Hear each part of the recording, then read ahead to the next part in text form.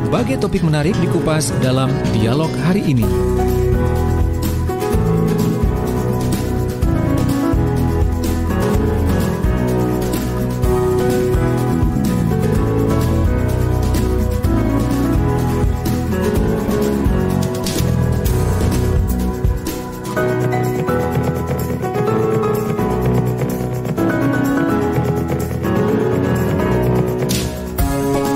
Assalamualaikum warahmatullahi wabarakatuh. Selamat pagi dan salam sejahtera untuk kita semua. Berjumpa kembali dalam program Dinamika Jawa Timur untuk edisi hari ini, hari Senin tanggal 24 Mei 2021.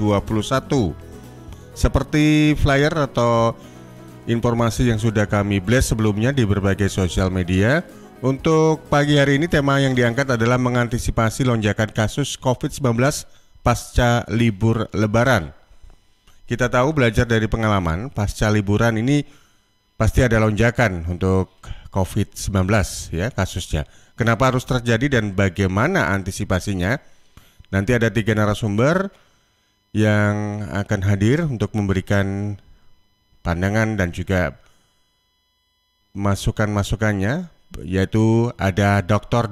Sutrisno SPOG, Ketua Ikatan Dokter Indonesia Provinsi Jawa Timur. Kemudian ada Profesor Dr. Teresia Indah Budi, imunologi dari Sekolah Pasca Sarjana UNER. Lalu juga ada Dr. Nimade Soekartini, Perintis Prodi Magister Ekonomi Kesehatan Sekolah Pasca Sarjana UNER. Anda juga bisa bergabung sahabat pendengar dan pemirsa di program ini di WA kami 0811 309 1009 atau juga on air langsung di 031 896 1514. Dan program Dinamika Jawa Timur ini juga bisa Anda dengarkan di beberapa LPPL, Lembaga Penyiaran Publik Lokal yang tergabung dalam ALPPL, Asosiasi Lembaga Penyiaran Publik Lokal Provinsi Jawa Timur, di antaranya di Radio Persada Kabupaten Blitar, Radio Praja Angkasa Trenggalek, Radio Kanjuruhan Malang, Radio Suara Kota Probolinggo, Radio Wika Mojokerto, Radio Magetan Indah, Radio Malawapati Bojonegoro, Radio Ralita Pamekasan, Radio Suara Sampang, Radio Suara Madiun, Radio Suara Pacitan, Radio Ramapati Kota Pasuruan, Radio Suara Anjuk Landang, Ersal Nganjuk, Radio Mahardika Bondowoso, Radio Guyup Rukun, RGR Tulungagung, Remaja Klasik Radio Malang, dan Radio Pradia Suara Tuban. Baik, tanpa berpanjang kali lebar lagi sama dengan luas berarti ya, saya sudah online ini bersama dengan ketiga narasumber. Saya sapa satu persatu. Yang luar biasa dengan kumis tipisnya mengingatkan saya pada sosok dua ya. Yang Prof Tere berarti belum join via Zoom. Yang luar biasa ini mengingatkan pada sosok bintang film era 90-an. Ada sosok August Melas ini. Malah lebih ganteng Dr. Sutrisno ini. Selamat pagi, Assalamualaikum Dr. Sutrisno. Alhamdulillah, waalaikumsalam warahmatullahi wabarakatuh. Terima kasih Mas. Sehat ya Dok? Ya, alhamdulillah semangat, sehat. Alhamdulillah luar biasa. Ya Bu Made, Dr. Made, selamat pagi. Selamat pagi Dr. Made. Pagi Mas Pandi. Semangat. Salam sehat, salam sejahtera ya Bu Made ya. Alhamdulillah sehat-sehat Mas Panji. Baik, Sehat dokter. Luar biasa. Baik. Semangat. Dan ya. Agendanya nanti dengan Profesor Dr. Teresia Indah Budi.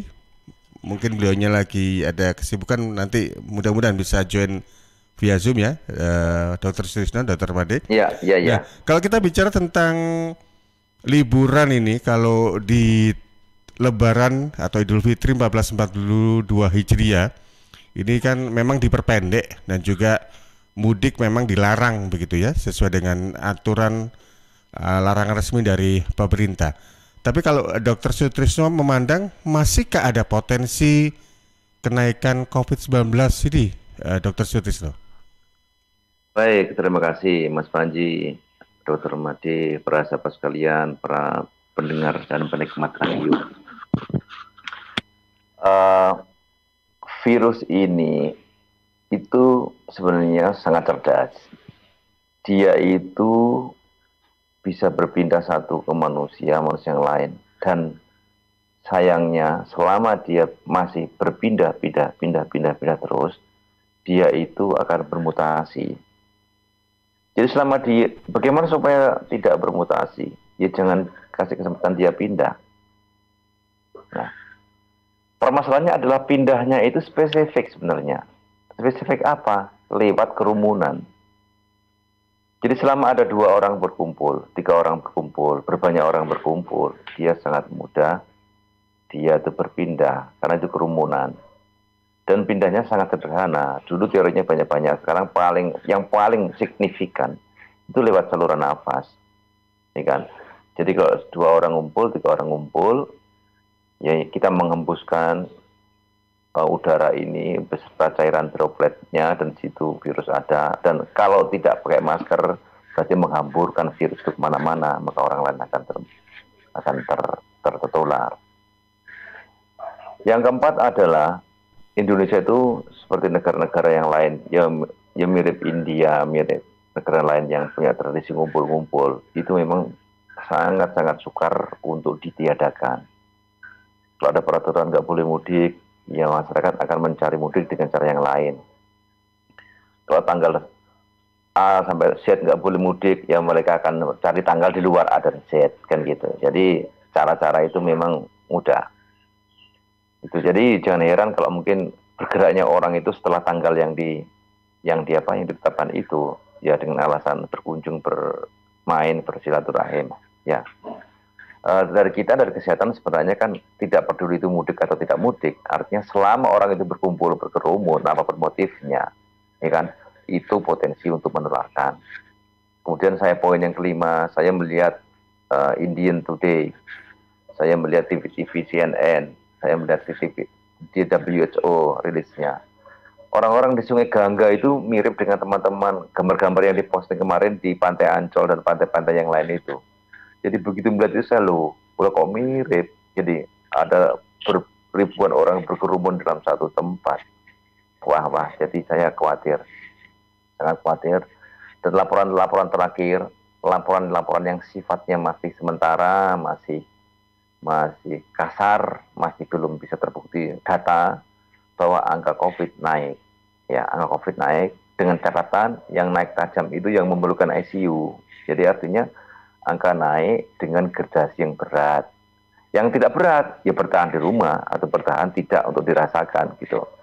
Dan begitu sudah down, sudah jatuh, tidak bisa ditahan lagi, itu sudah naik. Berarti jatuh ke dalam situasi yang advance, sudah berat. Dan itu yang memerlukan high care sampai intensive care. Jadi laporan terakhir justru ICU sekarang, di mana yang kemampuannya ya memang tidak sebanyak ruang biasa, tetapi itu menjadi primadona. Dari sini sekilas memang angka kenaikan naik sekilas. Tapi kita tunggu waktu, karena nanti ada rumah sakit online atau dari data-data yang lain dari Kementerian Kesehatan supaya statement ini bisa diverifikasi dengan angka. Jadi nanti setiap bulan nanti ada laporan sebenarnya grafiknya realnya bulan ini apa gitu, nanti akan kelihatan. Jadi optimis memang harus, bahwa silaturahim, kebersamaan, memperkuat imun, iya. Tetapi bahwa proteksi dengan masker, dengan menjaga jarak, dengan cuci tangan, dengan mencegah kerumunan, dengan menekan mobilisasi, itu adalah suatu metode yang paling efektif untuk menghindari, mencegah penyakit-penyakit yang tertular atau menularkan lewat airborne, lewat nafas ini. Jadi saya minta semua masyarakat berperan aktif itu. Dan saya katakan masyarakat ini mulai dari yang paling bawah sampai yang paling atas. Jadi himbauan saya adalah mulai dari masyarakat di pedesaan, di kampung sampai pejabat. Jadi harus bersama-sama untuk menertibkan. Ya termasuk saya sendiri ini. Jadi saya sendiri ini juga bertahan bagaimana saya tidak ngumpul-ngumpul. Atau kalau saya ngumpul harus pakai masker double-double gitu ya.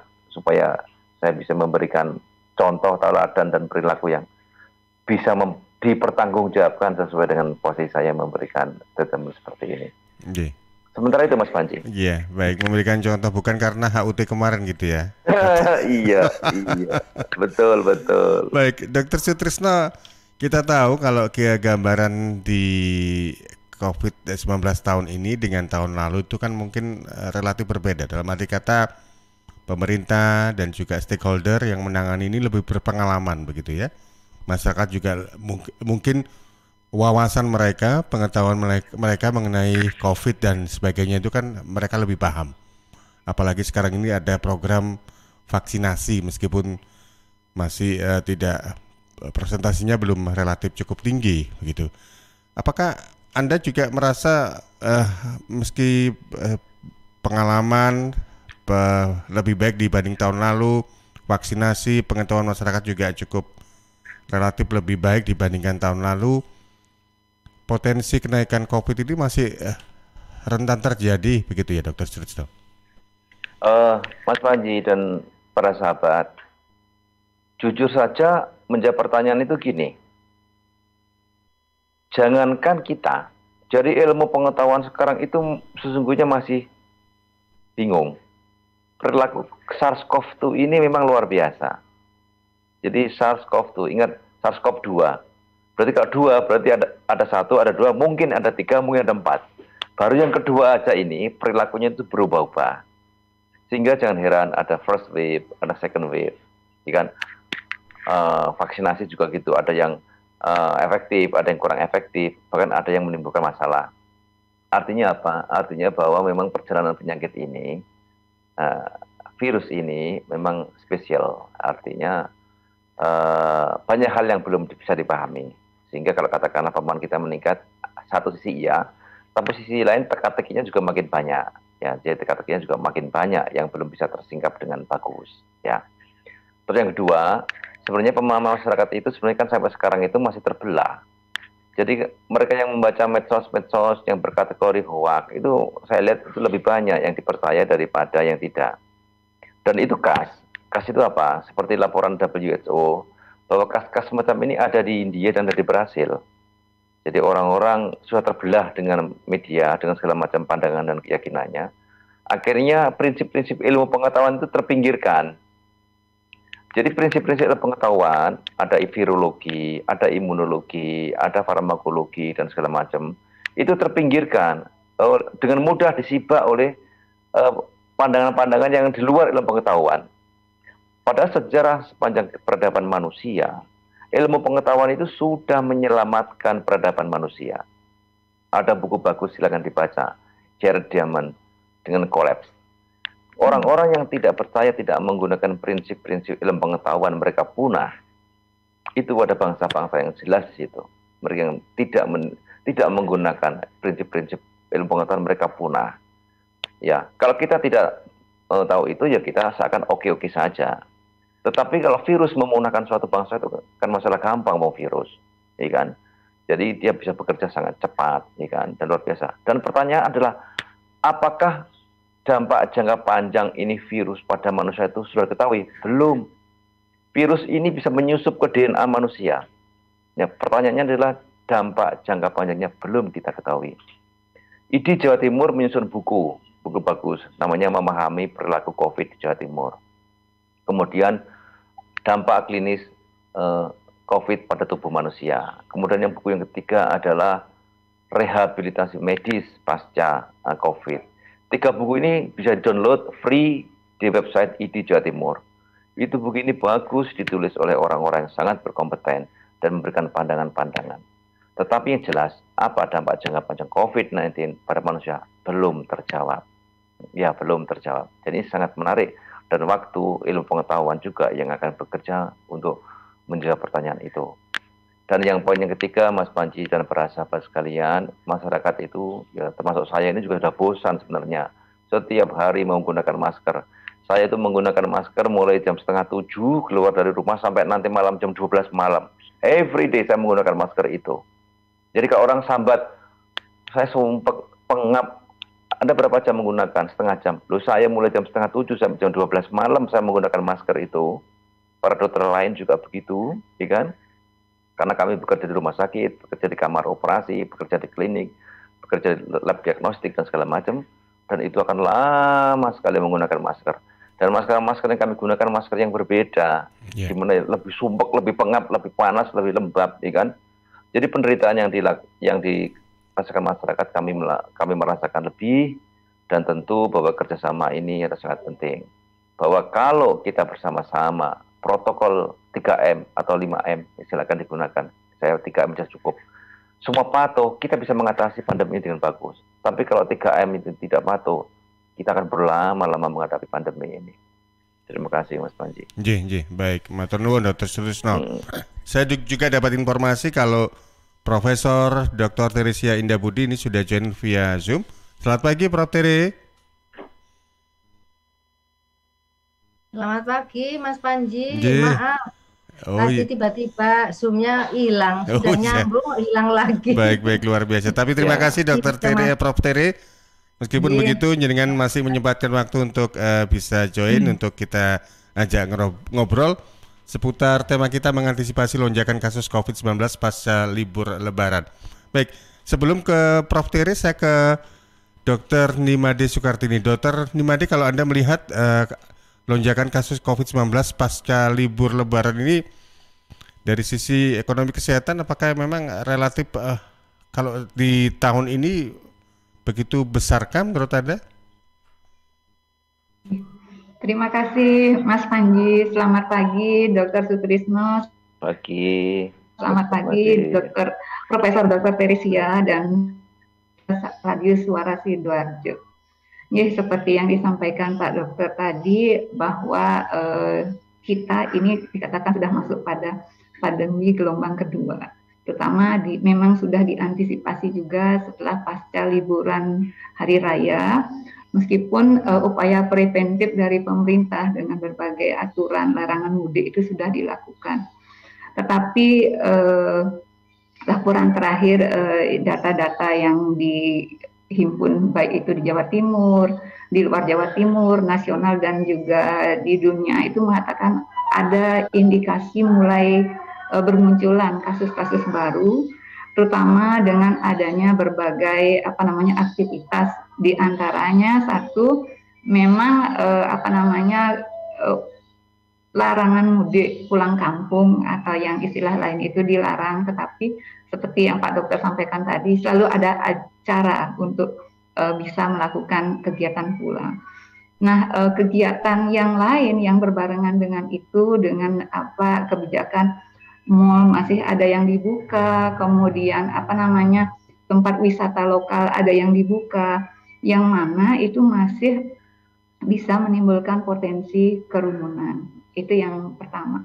Yang kedua, dalam saat yang bersamaan kita juga saat ini menerima kepulangan dari beberapa tenaga kerja migran dari luar negeri, yang salah satunya itu nanti bisa menjadi media penularan karena mereka meskipun sudah diatur dengan strategi khusus untuk supaya kepulangannya itu tidak bergerumul, tapi tetap saja potensi atau bahaya dari penularan virus dengan varian baru ini. Katanya ada yang sudah masuk varian India, varian dari Inggris, varian dari Afrika, yang itu menandakan betapa cepatnya virus ini bisa masuk antar negara, apalagi itu dengan media transportasi dan kerumunan.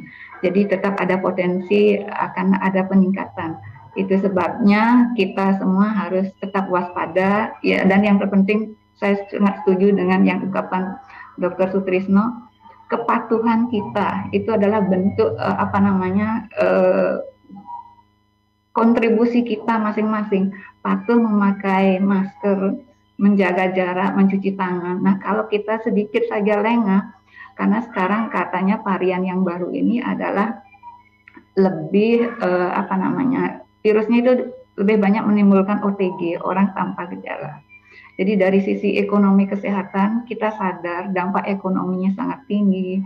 Sebagian besar pekerja harus dirumahkan karena mengantisipasi cepatnya penyebaran. Pabrik-pabrik tutup, industri pariwisata hancur.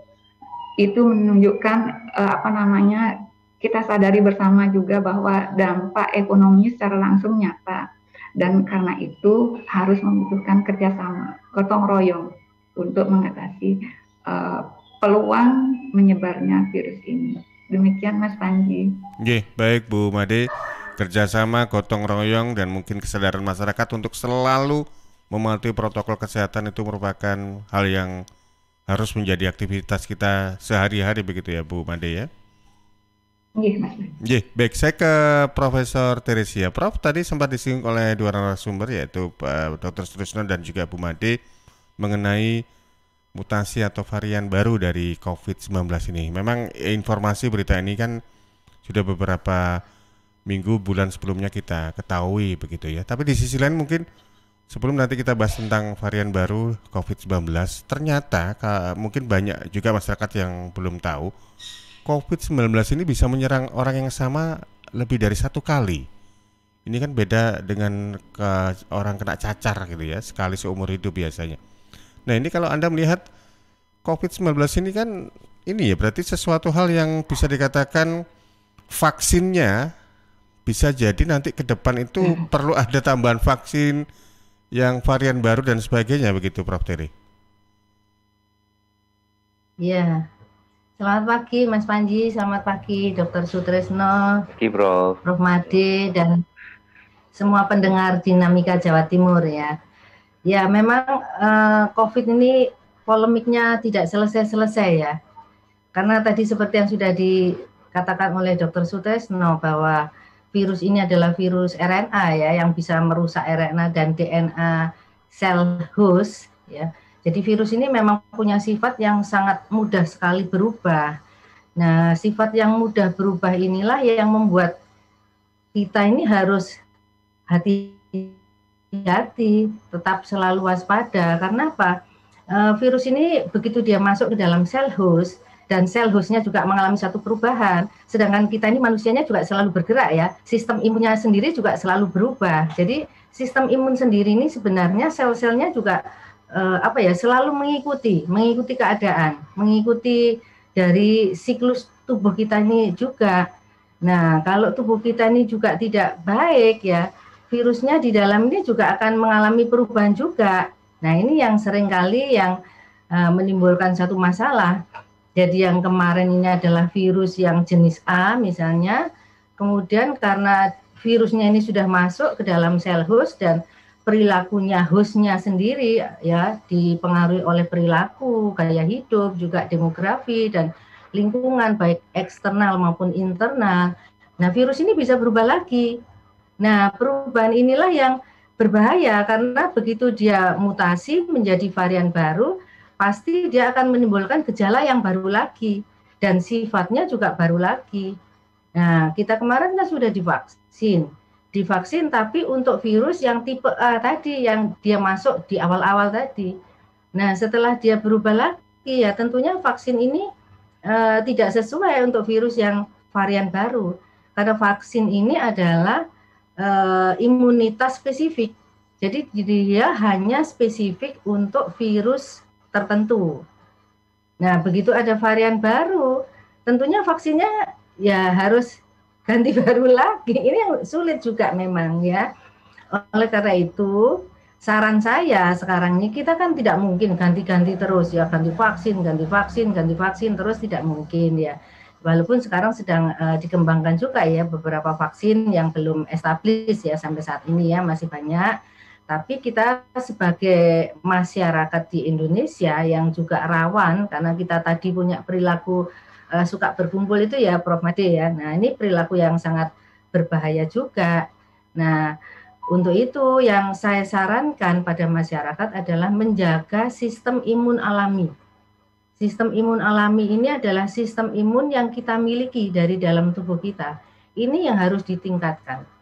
Nah kalau kita bisa meningkatkan itu minimal virus ini ketika masuk sistem imun ini langsung merilis, langsung menetral atau merilis minimal seperti itu. Jadi jangan sampai virus ini nanti nempel masuk insert ke dalam inti. Nah kalau sudah insert ke dalam inti ini yang sulit dikeluarkan. Oleh karena itu sistem imun alaminya harus tinggi. Ini yang harus kita lakukan saat ini. Ya salah satunya juga dengan cara prokes tadi ya yang 3M yang disarankan oleh Dr. Sutrisno, juga menjaga sendiri. Jadi kita juga harus gaya hidupnya harus mulai baik, pola makannya harus baik, tidurnya juga harus cukup. Nah, itu yang harus kita tingkatkan juga, Mas Panji. Kira-kira gitu Mas Panji ya. Baik, sepanjang Bisa yang saya sampaikan secara sepanjang singkat. yang jenengan ketahui Prof Tere sampai dengan sekarang di Jawa Timur itu sudah masuk ada berapa varian sebenarnya? Saya mendengar ya, belum membuktikan ya, mendengar ya, bahwa sudah ada yang masuk varian baru itu. Ya, sudah ada yang masuk di Jawa Timur ya, karena ya Indonesia sudah kemasukan, otomatis Jawa Timur kan mudah sekali ya, orang karena bergerak terus ya, jadi bisa dari satu orang bisa berkembang menjadi ratusan bahkan ribuan orang. Nah, sudah mulai masuk ini di Jawa Timur ya, cuman harus segera ditangani, kalau tidak ya nanti berkembang lagi itu. Sudah ada nih varian baru yang masuk ke Jawa Timur ya, lewat orang-orang yang masuk ke Indonesia itu. Yang dari Orang-orang yang masuk ke luar Indonesia, negeri itu yang berarti? datang dari luar masuk ke Indonesia membawa virus. Nah, ini yang bahaya. Iya, apa Sudah ada bedanya? varian baru yang tadi sudah disebutkan oleh Prof. Nadir. Iya, Prof Tere kalau Bedanya dengan yang lama ya. iya, apakah Memang lebih sih kita strength, lebih belum kuat bisa. atau lebih kebal dengan vaksin atau bagaimana ini, Prof? Ya, kita memang belum mapping ya, belum mapping DNA-nya ya, gennya belum kita mapping ya. Namun dari gejala-gejala yang nampak ya, yang sudah terjadi di beberapa negara itu, ternyata ini lebih kuat ya. Jadi dia masuk, sepertinya ini sekarang spike-nya itu ya, apa ya, kuncinya, cantolannya masuknya itu dia malah masuknya langsung ke paru itu, mukosanya ke paru itu. Jadi dia begitu masuk ke situ, nah ini kalau paru yang kena ya pasti lebih bahaya dibandingkan kalau lewat dari mukosa misalnya hidung, paling tidak masih punya masa inkubasi. Kelihatannya ini masa inkubasinya lebih cepat ini.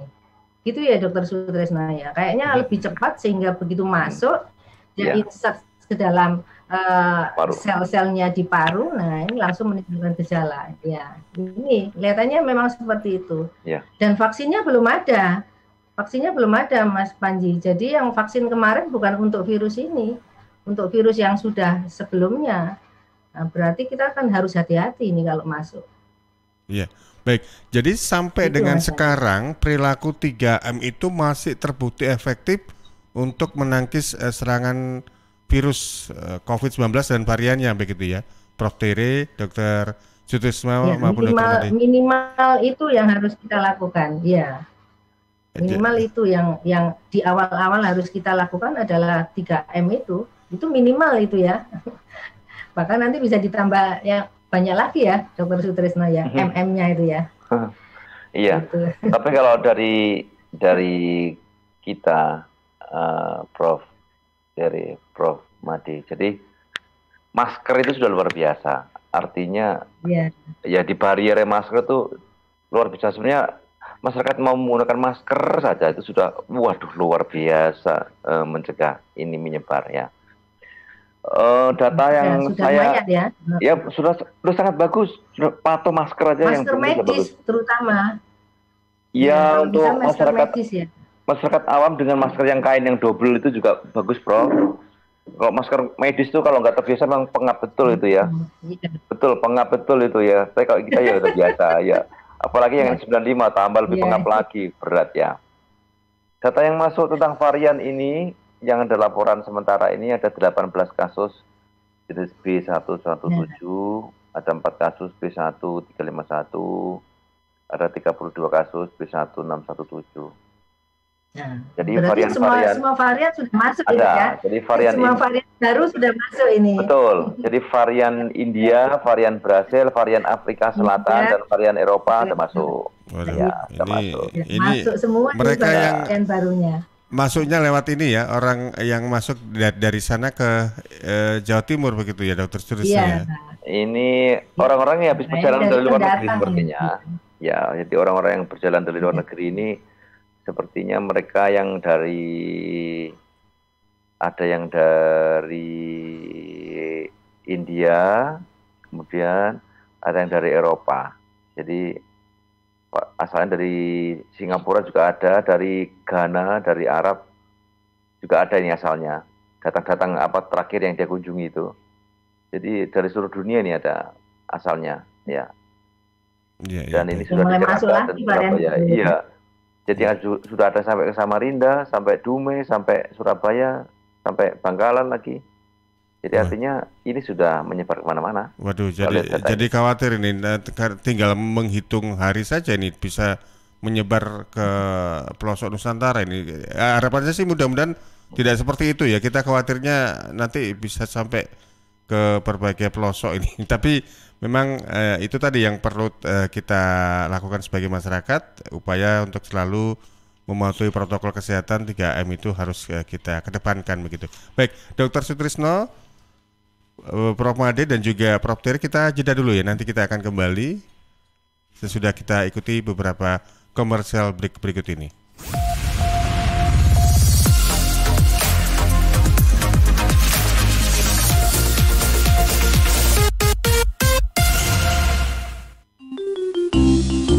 Tisu, masker, hand sanitizer, apalagi ya? Situ mau kerja atau mau camping sih? Kayak mau naik gunung aja. Hello, selama ini kemana aja? Ini yang perlu disiapin buat adaptasi kebiasaan baru alias new normal. Sekarang ini kita kudu dan harus terbiasa dengan kebiasaan hidup sehat, bersih, sesuai protokol kesehatan. Saat ini kita dalam perubahan pola hidup dalam situasi pandemi COVID-19.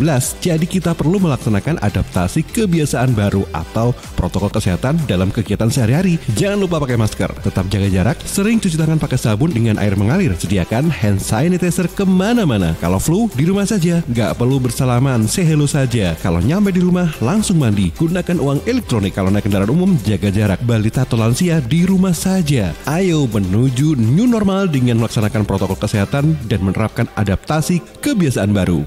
Hei, udah jam berapa nih? Kebiasaan telat juga masuk new normal ya?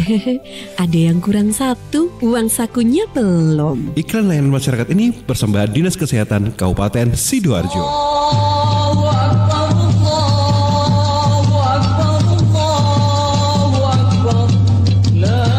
Assalamualaikum warahmatullahi wabarakatuh. Taqabbalallahu minna wa minkum, taqabbal ya karim. Keluarga besar Rumah Sakit Islam Siti Hajar Sidoarjo, segenap direksi dan manajemen mengucapkan Selamat Hari Raya Idul Fitri 1442 Hijriah. Ja'alallahu wa iyyakum minal aidin wal faizin. Mohon maaf lahir dan batin.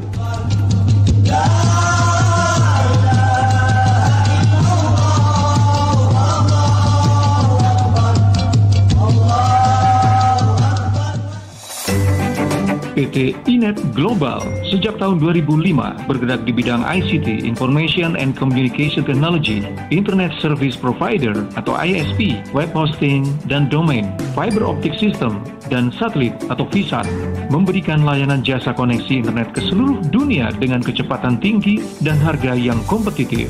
Juga memberikan solusi dan jasa konsultasi pendistribusian koneksi internet, menyediakan solusi ICT yang komprehensif, terpadu, dan disesuaikan bagi pengguna yang mencakup data infrastruktur, managed service, cloud computing, IT services, serta layanan digital yang fokus untuk memanfaatkan peluang yang mendukung dan menambah nilai pada bisnis utama tiap customer.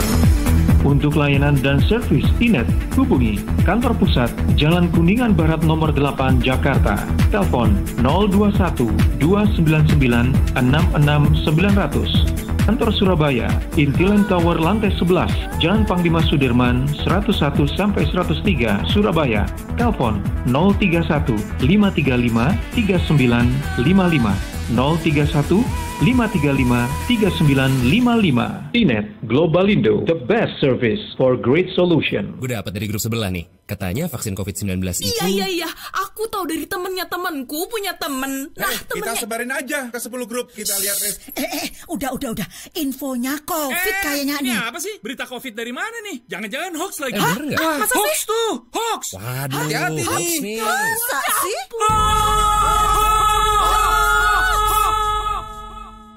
Selain virus yang mengancam, ada bahaya lain yang mengintai, yang memicu kebingungan, menghapus rasa percaya, membunuh optimisme, membangun rasa curiga. Ribuan hoax yang beredar menghambat penanggulangan pandemi. Stop hoax dari sekarang. Tahan, saring sebelum sebar. Kalau dapat informasi, tahan dahulu. Cek di www.hoax.infovaksin.id baru disebar. Dipersembahkan Kominfo dan Komite Penanganan COVID-19 dan Pemulihan Ekonomi Nasional. Kesehatan pulih, ekonomi bangkit. Serta Indonesia Persada ID untuk menyiarkan baik.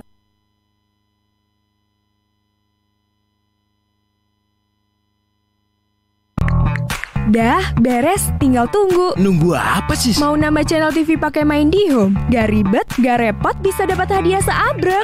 Mimpi kali. Kali-kali aja mimpinya. It's real bro. Di aplikasi My IndiHome, kamu bisa tambah layanan IndiHome, aktivasi OTT video streaming, lapor gangguan, cek tagihan, atau langganan fitur barunya IndiHome. Lah, katanya bisa dapat hadiah. Emang bisa. Di My IndiHome, kamu bisa cek poin My IndiHome-mu, tuker hadiah yang seru-seru, tuker merchandise di Plaza Telkom, dan tuker diskon merchant pilihanmu. Bahkan bisa juga dipakai di eksekutif lounge-nya bandara.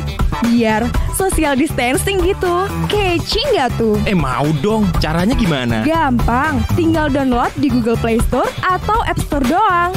Info lengkap klik www.indihome.co.id. Wujudkan bersama IndiHome. Kamu ngapain main HP sambil senyum-senyum? Lagi tuker poin My IndiHome dong. Rokok opo iki kok putihan? Ya rokok tok, ya murah, ya akeh. Rokok ilegal ki. Masa rokok ilegal iki? Yo ki. Lah awakmu kok roh nek iki rokok ilegal? Rokok ilegal iki gak nek pita cukene. Samen paling roe bandro iku lho. Rokoke kudu enek merek karo nama perusahaane sing terdaftar ndek bea cukai. Lokasi pembuatane ndek kene ya gak enek. Terus ndek kene rokok ilegal iki gak enek gambar karo peringatane teko pemerintah. Berarti rokok ilegal gak resmi no? Aduh ya mesti to Lemul. Rokok ilegal merugikan negara. Mergo ora bayar cukai sing digembangun negara. Walah cucu, sepenting wong-wong gak roh. Loh, gak iso le iki. Makane to le, tuku sing pasti-pasti ae. Aja ngawur.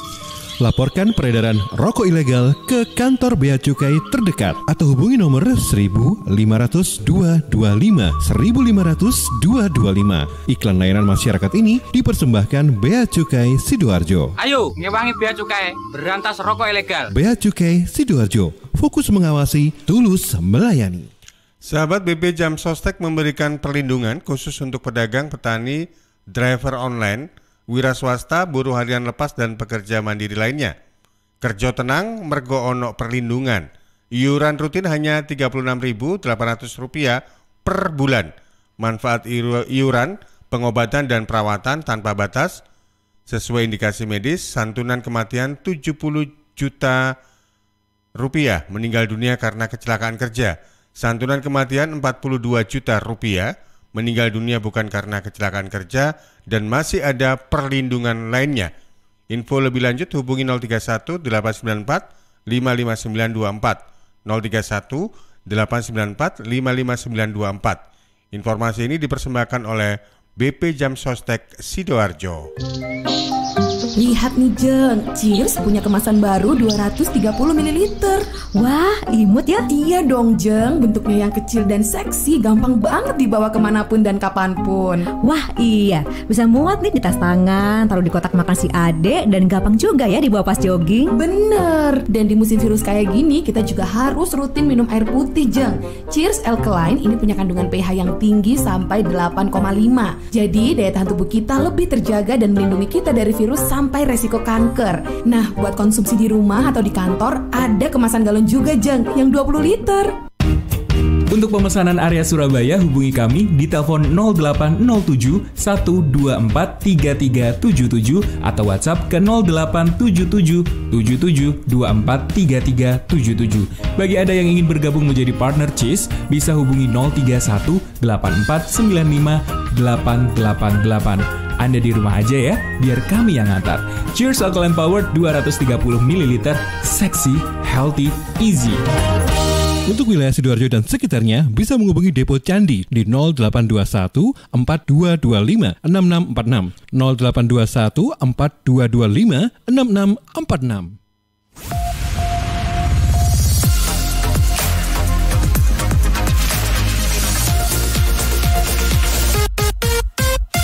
Baik, terima kasih Anda masih bersama kami di program Dinamika Jawa Timur dengan tema kita mengantisipasi lonjakan kasus COVID-19 pasca libur Lebaran. Masih bersama dengan Dr. Sutrisno, Dr. Sutrisno SPOG, beliau adalah Ketua Ikatan Dokter Indonesia Provinsi Jawa Timur. Lalu ada Profesor Dr. Teresia Indah Budi, imunolog dari Sekolah Pascasarjana UNER. Kemudian juga ada Dr. Nimade Soekartini, Perintis Prodi Magister Ekonomi Kesehatan Sekolah Pascasarjana UNER. Baik, sebelum ke Dr. Sutrisno, Prof. Tere dan juga dengan Bu Made, saya coba ke redaksi terlebih dahulu karena ada beberapa pertanyaan ini yang sudah masuk di WA maupun di SMS ini. Rizka. Ya, ada satu pertanyaan yang masuk dari Eva Safina Distati. Tsunami corona di India menjadi contoh bahwa virus COVID-19 dapat langsung membunuh manusia. Sementara di Indonesia yang baru saja melalui pasca Lebaran, membuat sejumlah rumah sakit mengantisipasi adanya lonjakan pasien COVID. Lalu apakah tenaga kesehatan hingga kapasitas kamar di seluruh rumah sakit di Indonesia mencukupi lonjakan pasien COVID-19 ya? Oke, terima kasih untuk Evan yang ada di Sedati ya. Ini saya tambahkan juga ya, nuwun sewu untuk Dr. Sutrisno, Prof. Tere sama Bu Made. Satu pertanyaan lagi dari Mas Wahyu yang ada di Krian. Pertanyaan begini, untuk tempat publik misalnya kafe, restoran atau wisata, apakah dalam penerapan protokol kesehatannya beda antara yang outdoor sama indoor? Karena selama ini cuma yang mereka lakukan, penyedia tempatnya itu menyediakan tempat cuci tangan, lalu di situ dikasih tempat duduk, dikasih silang merah, misalnya ini boleh diduduki, tidak boleh diduduki, lalu kapasitas pengunjungnya juga dibatasi. Apakah ini cukup atau tidak, atau ini sudah mampu atau tidak untuk menekan penyebaran COVID-19? Baik, terima kasih Mas Wahyu dan juga Mas Evan. Ini tanggapannya untuk Dr. Sutrisno terlebih dahulu ini. Monggo, Dok. Ya, terima kasih. Di Indonesia saat ini ada 3.000 lebih, 3.400 sekian rumah sakit. Di Jawa Timur ada 394 rumah sakit. Kita spesifik di Jawa Timur saja. Dari 394 rumah sakit itu, kapasitas tempat tidurnya sekitar 45.000 bed. Ya. Pada awal-awal COVID itu memang hanya sedikit yang jadikan center COVID. Tapi dalam perkembangannya sekarang semua rumah sakit harus menyediakan tempat untuk pelayanan COVID-19 ya. Artinya memang rumah sakit sebenarnya sudah ya kalau terpaksa ya sudah bisa menanggulangi. Kemudian ICU-nya juga ICU dengan ventilator kita memang meningkat tajam. Jadi selama COVID ini semua rumah sakit menyediakan tempat isolasi dan disertai dengan ICU ya. Harapannya nanti bisa menampung kalau memang diperlukan. Selebihnya ada rumah sakit lapangan yang seperti di Surabaya, di Gresik, di Malang ya, yang memang dikembangkan oleh pemerintah daerah untuk menampung kasus-kasus yang OTG tanpa gejala, kasus ringan, kasus sedang, di mana pasiennya masih bisa mandiri, masih bisa bergerak, masih bisa minum obat, makan minum sendiri, dan kapasitas rumah sakit itu boleh dibilang bisa diekspan sampai banyak ya, banyak. Jadi untuk kasus ini bisa rumah sakit lapangan itu memadai dengan bagus. Kemudian ada rumah-rumah isolasi, rumah-rumah penampungan, dan rumah-rumah ya untuk menampung orang-orang yang positif dan gejala ringan itu juga ada di setiap lokasi, sehingga saya tidak berharap ada kasus yang tsunami itu ya, saya berharap nggak begitu. Ya memang saya kira pemerintah provinsi dan kabupaten sudah mempunyai alternatif lah untuk itu. Namun yang perlu dikhawatirkan itu tentang ICU. ICU dengan ventilator itu bagaimanapun juga sangat terbatas. Kalau yang terjadi kenaikan itu adalah orang-orang dengan sakit berat dan memerlukan ventilator, ini yang problem. Problemnya apa? Bahwa memang pengadaan ventilator, fasilitas dan sumber daya itu memang spesifik. Jadi tidak semudah kita mengadakan kamar, tempat tidur, bed, rumah sakit lapangan, nggak seperti itu. Karena ventilator itu suatu peralatan medis yang complicated, alatnya mahal, fasilitas pendukungnya juga mahal, dan sukar, Dan lebih daripada itu sumber daya manusianya itu memang mendidiknya terlama. Ya lama sekali. Jadi seorang katakanlah perawat yang khusus ventilator, dia terus melakukan pendidikan 6 bulan. Ya, 6 bulan. Dan dokternya pun juga harus spesifik. Jadi dokter anestesi yang memang sudah menggeluti atau sebagai seorang sub atau konsultan di bidang intensif. Jadi memang semoga aja tidak sampai kepada masalah-masalah yang memerlukan ICU ya. Tetapi kalau gradasi OTG, gradasi ringan, sedang itu rumah sakit dan rumah sakit lapangan, insya Allah sudah bisa memadai. Tapi masyarakat terus jangan jaga kan ada tempat tidur, ya kami bebas, jangan. Bahwa jagalah diri Anda, itu lebih penting. Anda sehat lebih baik. Jagalah anak, istri, keluarga Anda. Jagalah orang tua, sahabat Anda, ya kan, tetangga. Jadi masing-masing orang harus menjaga diri. Kalau nggak mau ribet-ribet, pokoknya gunakan masker aja, ya. Gunakan masker aja, itu sudah luar biasa peranannya ya. Sudah luar biasa. Masker saja, jangan pernah lepas dan gunakan secara baik. Yeah. Kemudian, mohon maaf, tempat-tempat tertutup, dengan aliran udara yang tidak ada, hanya berputar-putar di AC, itu potensi besar untuk tertular. Kalau meskipun Anda menggunakan masker, tapi Anda lebih dari 45 menit di tempat yang tertutup dengan menggunakan AC yang berputar-putar, maka ada potensi Anda tertular lebih besar. Yang paling baik adalah ngopilah di luar, di udara yang terbuka, kena sinar matahari, angin masuk, dan gunakan masker, jaga jarak. Anda mau ngopi itu, kalau terpaksa Anda nggak bisa ngopi di rumah, itu lebih bagus. Tapi selama ruang tertutup, udara tidak bisa keluar dengan bagus, dan hanya menggunakan AC, itu sama dengan diaduk-aduk aja situ. Jadi ya, kalau ada yang sakit, nyebar virus, diaduk-aduk di situ aja. Jadi berputar-putar di situ, lama-lama bisa menggunakan masker juga, bobol juga walaupun menggunakan masker. Yeah. Ya, itu kira-kira pesan saya. Baik. Meskipun di ruangan tertutup pakai masker, sekalipun kalau ruangannya tadi seperti yang disinggung oleh Dr. Sutrisno, kalau tertutup ya memang lebih rentan begitu dibandingkan dengan outdoor ya. Baik, saya ke Bu Made. Bu Made ada pesan atau mungkin saran begitu bagi para pelaku usaha tadi seperti yang ditanyakan oleh Mas Wahyu, beda perlakuan antara mereka yang punya usaha yang indoor sama outdoor, Bu Made.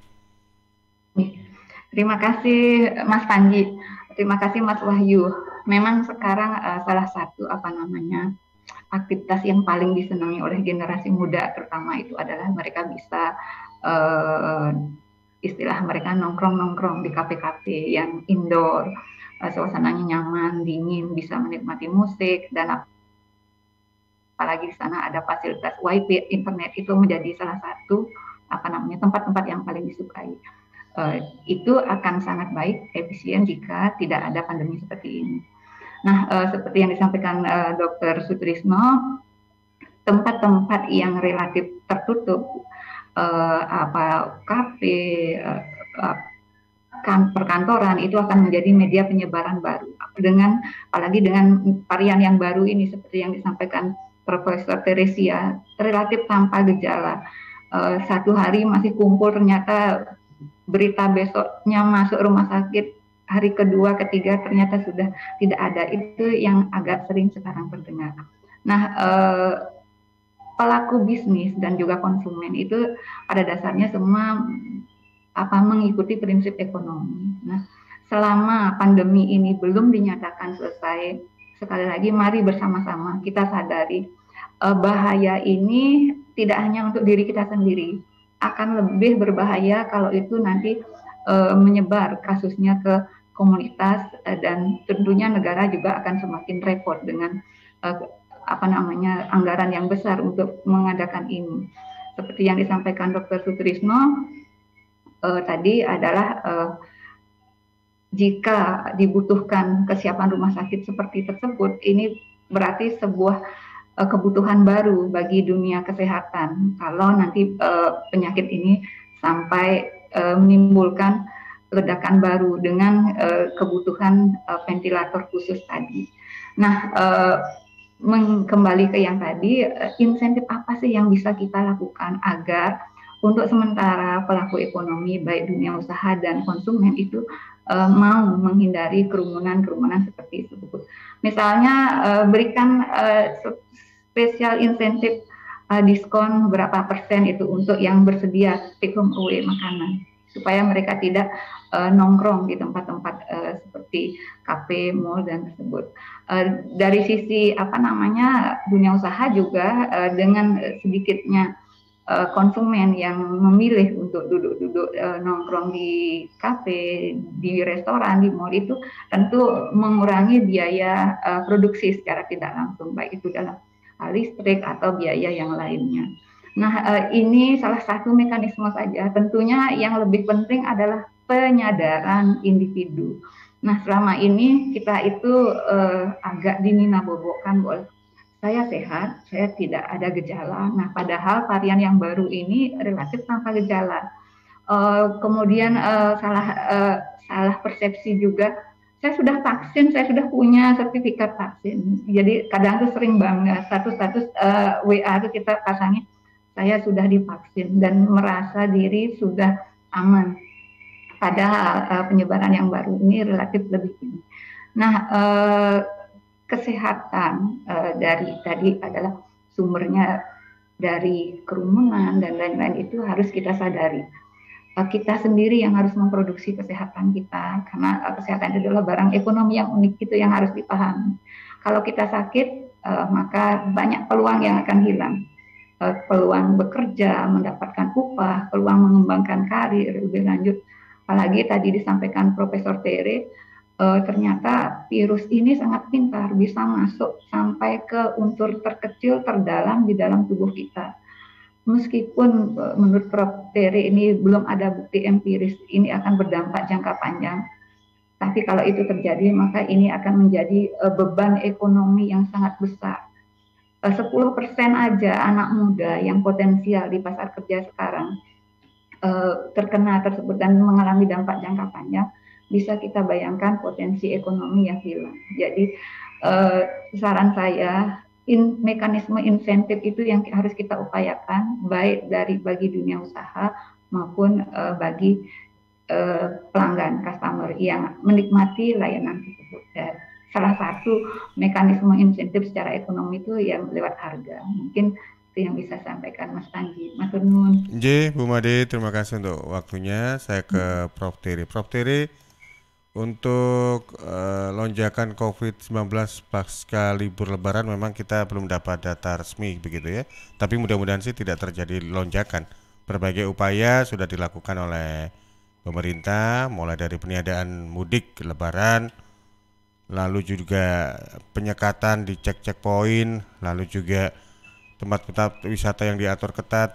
Ada lagi mungkin masukan atau pesan Anda supaya COVID-19 ini ya memang masih ada begitu ya, tapi positivity rate-nya itu enggak tinggi. Standar WHO kan 5% begitu ya, Prof. Tere. Monggo Prof. Tere. Iya Mas Panji. Ya walaupun kita ini sudah belajar ya dari pengalaman 2 tahun sebelumnya ya, tapi sekarang ini yang saya lihat masyarakat ini merasa seperti seolah-olah sudah tidak ada virus gitu ya. Jadi mungkin mereka sudah merasa sudah divaksin, jadi merasa dirinya sudah kebal gitu ya, kuat gitu ya, berubah gitu ya, langsung kayak Gatot Kaca gitu ya, yang kebal semuanya ya. Nah, padahal tidak seperti itu ya.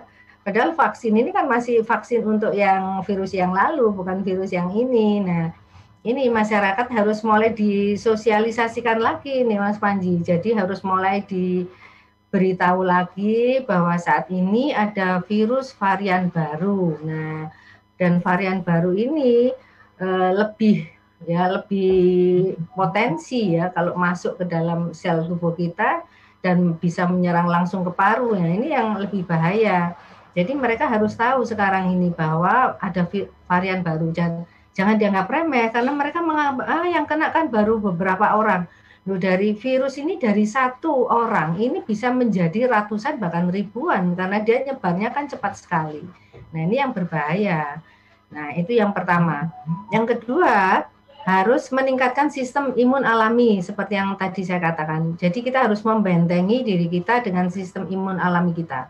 Ya caranya ya kita harus makan dengan teratur, tidur teratur, tidak bertemu dengan orang-orang yang kita curigai, misalnya orang demam, orang panas, orang batuk pilek. Kalau bisa sudah jauhi. Ya mohon maaf ya, bukan berarti semua orang batuk pilek langsung kita menjauhi, tapi lebih baik kita menghindari, karena pada kondisi batuk, pilek, demam dan sebagainya itu menyebabkan sistem imun alaminya turun. Nah kalau turun kemudian ada virus itu lewat, kan kita nggak tahu ya orang-orang di sekitar kita ini bawa virus atau enggak, karena yang OTG itu bisa membawa tapi tanpa gejala. Nah ini supaya kita ini tidak terkena, ya lebih baik kita meningkatkan sistem imun alami kita. Dan yang ketiga, Mas Panji, yang saya lihat ya di tempat-tempat mall ya, di supermarket, ini sekarang hand sanitizer sudah tidak ada ini. Nah, saya berkali-kali ya, kalau hand sanitizer-nya mana? Oh nggak ada sudah, jadi mereka sudah tidak menyediakan. Kemudian air cucinya juga di depan itu, biasanya kalau masuk kan ada air cuci, itu sudah tidak ada airnya. Nah ini saya bingung loh. Ini kenapa kok merasa bahwa kayaknya virusnya kayak sudah nggak ada ini, sehingga semuanya sudah ditiadakan, gitu ya. Terus kemudian juga pintu masuk dan pintu keluar antara orang yang masuk dan keluar ini sudah jadi satu ini sudah. Di mall itu kalau dulu ya, yang waktu masih awal-awal itu waktu saya pernah ke mall waktu yang sebelum ini, itu satpamnya ini keras sekali. Jadi kita harus masuk lewat yang ini dan tidak boleh lewat itu. Ya, jadi kencang sekali. Sekarang sudah enggak. Sekarang udah mulai bebas lagi, berkerumun lagi, masuk keluar jadi satu lagi. Nah ini yang harus mulai ditegakkan lagi. Juga rumah makan saya lihat juga yang dulu itu jaraknya jauh, sekarang sudah mulai deket-deket lagi. Ya ini. Jadi kayaknya masyarakat ini sudah merasa bahwa virus ini sudah mulai nggak ada ya, karena kita sudah divaksin semua. Sepertinya begitu. Padahal belum ini. Jadi ya saran saya supaya prokesnya ini dikencangkan lagi, ditegakkan lagi supaya lebih kuat lagi. Saya kira itu Mas Panji. Nggih, Prof. Tere. Jadi jangan kendor ya, tetap untuk kita patuhi protokol kesehatan. Baik, terakhir ke Dr. Sutrisno. Jadi mungkin di antara Anda pasien atau mungkin yang fan dengan Dr. Sutrisno, mohon bersabar ya kalau tidak bisa melihat kumis beliau, karena beliau sehari-hari memang harus pakai masker ini. Monggo Dr. Sutrisno, terakhir dari jenengan. Ya, terima kasih Mas Panji, Prof. Tere, Dr. Madi. Jadi dan sahabat sekalian, jadi pandemi ini selesai atau tidak selesai tergantung kepada masyarakat, pada kita. Jadi kalau kita ingin selesai, tolong patuhi protokol kesehatan. Ya, 3M itu, 5M sekali bagus ya. Terus yang kedua, tolong update pengetahuan itu dengan sumber-sumber yang terpercaya ya. Jadi jangan percaya pada hoax, jangan percaya pada informasi-informasi yang sumbernya tidak jelas ya. Jadi saya kira pemerintah sudah memberikan saluran-saluran yang baik untuk mengupdate.